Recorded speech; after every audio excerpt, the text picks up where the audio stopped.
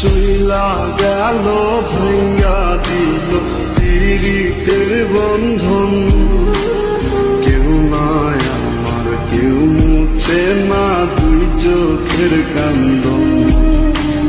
সবই ছিল ছাইরা যাওয়ার বাহানা নতুন।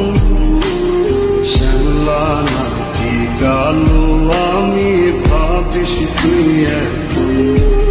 হায়রে শ্যামলা